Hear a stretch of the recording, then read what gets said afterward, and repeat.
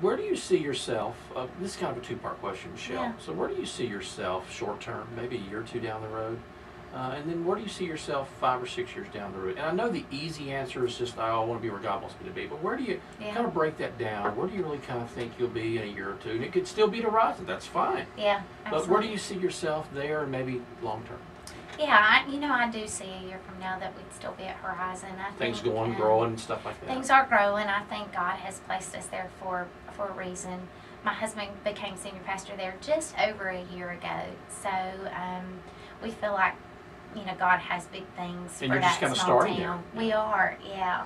So I feel like I'll still be there leading worship with the group. I feel like it's growing, it's changing. We're having more singers join, and I think a year from now it'll be very different. I mean, I think we'll hopefully have so many singers that we just don't have room for them all on the stage Good and more problem. instruments. Yeah, great problem to have. Longer term, I think what I'd really love is to be able to take the ministry platform that we have, because I really do think my husband and I are a team.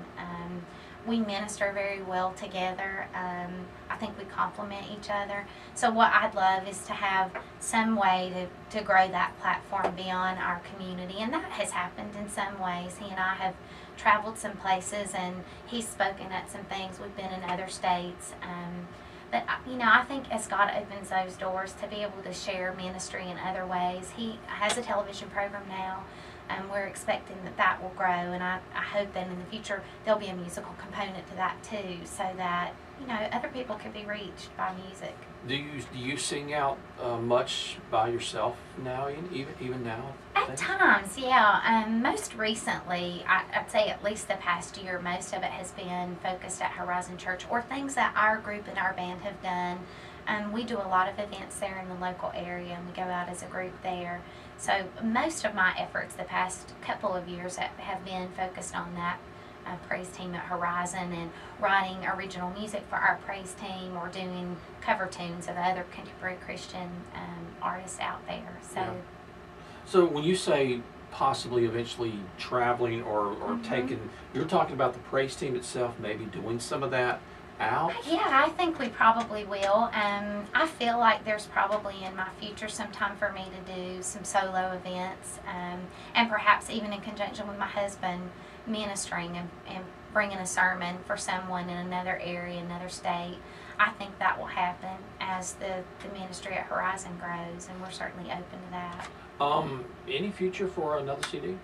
Yeah, I have lots of unrecorded tunes. I know you do. You're a songwriter, I because do. songwriters they're never finished. I know they're never They're never. finished.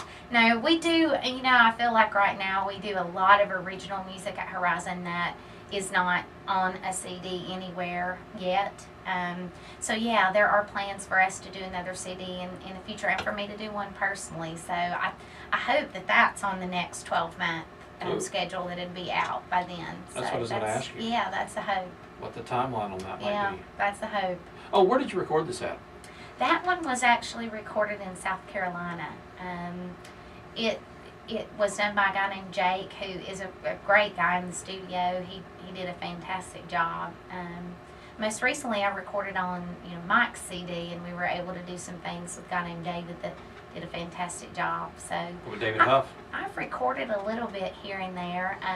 There's a guy named Ricky Rodriguez in Morganton that also does some recording, and we've done some things with him too. Where were you at kind of in your stage of life when you recorded it? 'Cause this goes back to, what, 03? It does. Back then, I was singing more out. My husband wasn't a senior pastor at a church. He was still an assistant pastor at a church, and we had not moved away. We lived in North Carolina at that time, so I feel like I've grown a lot since then. 10 years ago.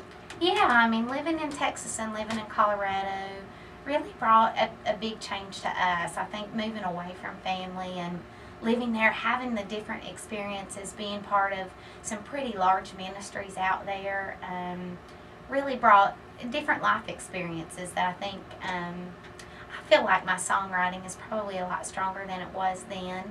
I know that I've had some experiences with God that that have just brought me in a closer walk with Him. I almost died when I lived in Texas, so I was very sick for almost a year. And I think that brings some meaningful experiences to your life that translate to music. So I was in a great place in life then. And most of my life, I look back, even through the hard times, I've been a pretty optimistic, positive person.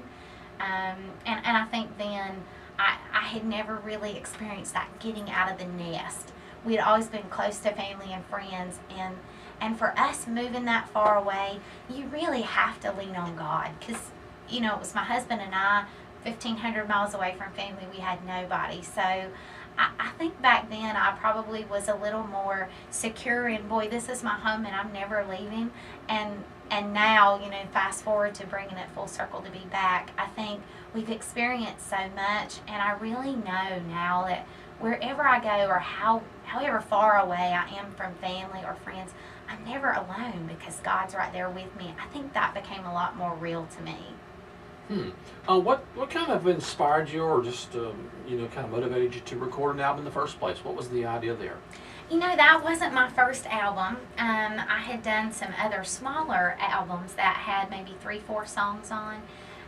Really the motivator was I wanted to be able to have something in my hand that when people said, boy, I really enjoyed your music tonight, I wish I had it to listen to. And that's what really sort of pushed me to say, okay, I'm going to go put something on CD. And then, from the first ones that we did that had just a few songs, people would say, I've worn that out, I've really listened to it, or it meant a lot to me. I finally decided, okay, I'm going to take the time and really go in and do this and do a full CD, which was a great experience. And since then, I've recorded some small things here and there, but haven't gone back through the effort. It is a lot of work to put together a full-length CD. It takes a lot of time and commitment. And I think for me, it was a great thing to be able to say, here's something that, in most cases, I'm able to bless people with it. And I've had, of course, times where people have also purchased it. But the biggest part has just been able to say to people, here's something to take home with you. And I hope it touches you again on another day when you need it, if tonight was a big help. You ever pull this out and listen to it from time to time? I do. My husband probably does more than me. He'll get in the car and he listens to it more regularly than I. But I do things live more. I enjoy the live music so much. But I do listen to it from time to time. Particularly, there are some songs on there like Walls that are real meaningful to me, and I'll pull them out and say, okay, I really need to hear this. Mm-hmm. And so then you listen to your own self singing these words of faith, and you say, okay, pick yourself back up. Yeah. Wow. Who do you listen to when you're just out, when you want to listen to something? I love Stephen Curtis Chapman.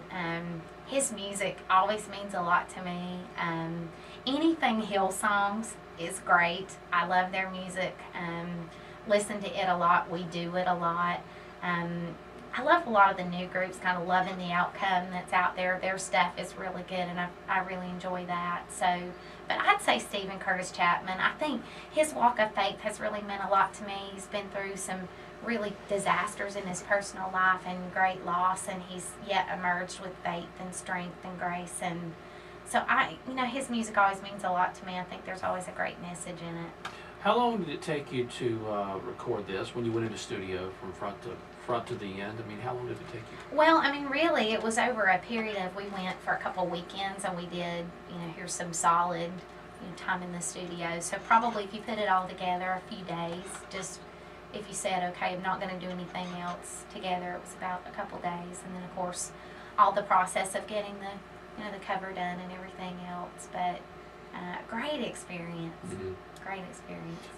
And how close are you, or maybe you're completed with the songwriting part of Mm-hmm. your next CD? Are you? I have more than enough songs to do another couple CDs. I figured you probably were. So it's a matter of now just selecting those and It is. paring that down and Yeah. kind of going from there. Do you play an instrument? I do. I play the keyboard. Have tried a lot of other instruments over the year. Nothing else has really stuck. Tried guitar, found out that wasn't for me. Tried a couple of the horns. That wasn't what stuck for me. So keyboards is really, that's what I play. And played piano as a child, and then sort of moved away from it, but came back as an adult.